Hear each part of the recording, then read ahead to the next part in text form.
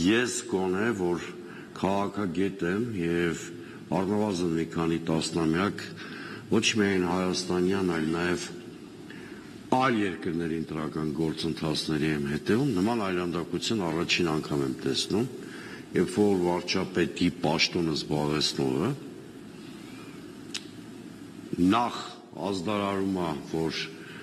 մի քանի ժամ հետո մարդու անուն եմ տալու, որը լրտեսությամբ է զբաղվել,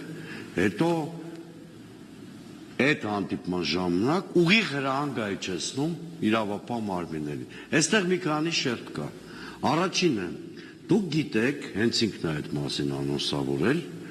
որ Նիկոլ Փաշինյանը այս պահին պաշտոնապես գտնվում է արձակուրդում։ Եվ ընտրական օրենսգրքի պահանջն է դա, ոչ թե ցանկությամբ է գտնվում։ Հետևաբար իրավապահ մարմինները, նրան ենթակա կառույցները այս պահին նրան իրավունք չունեին որևէ բան զեկուցել։ Ուրեմն ապօրինի զեկուցել են հերիք չի։ Ինքն էլ այդ զեկույցները օգտագործել է ապօրինաբար իր մրցակիցներից մեկի դեմ ռեպրեսիա սանձազերծելու համար։ Հիմա սա նշանակում է Նիկոլ Փաշինյանը իրականում արձակուրդի ռեժիմում չի, գործ ունեն կեղծ արձակուրդի հետ։ Սա բավարար պատճառ է, որպեսզի կենտրոնական ընտրական հանձնաժողովը չեղարկի նրա գրանցումը։ Այսինքն եթե մենք ապրենք նորմալ երկրում եւ եթե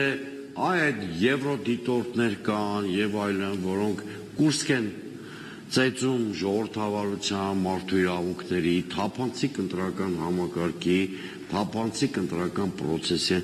համար այս մարդիկ այս խնդիրը հենց հիմա պիտի բարձրաձայնեն։ Սա մեկ։ Երկրորդը որտեղ եք տեսել ժողովրդավարական պետություն կամ նույնիսկ կիսա ավտորիտար, կիսա ժողովրդավարական հիբրիդային ռեժիմ, որտեղ ուղիղ եթերում պետության ղեկավարը հրահանգի ինչ-որ մեկի դեմ քրեական հետապնդում սանձազերծել։ Այո, արդեն հոդվածն էլ նշի, հատկանիշներն էլ նշի,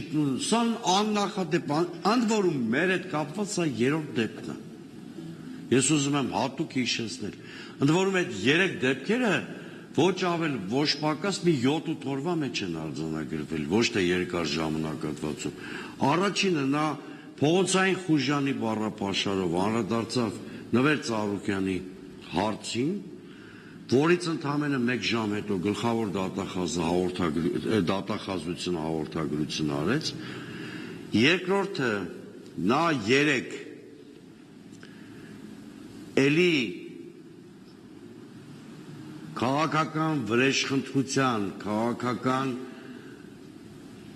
թիրախավորման բառապաշարով անդրադարձավ Արարատ ցեմենտին,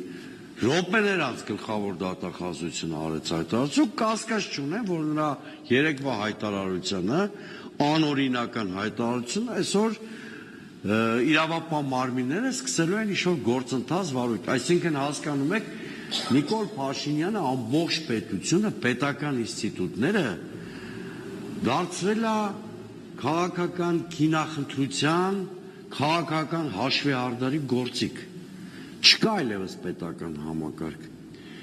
Բոլոր այդ պետական ինստիտուտները, որոնք սահմանադրությամբ եւ օրենսդրությամբ ունեն իրենց հստակ լիազորությունները եւ շատ դեպքերում պարտավոր են չենթարկվել վարչապետին, որտեղ օրենսդրությունը կարգավորում է նրանց գործունեության շրջանակը, վերածվել են Նիկոլ Փաշինյանի գրպանում տեղավորված պատժիչ գործիքների։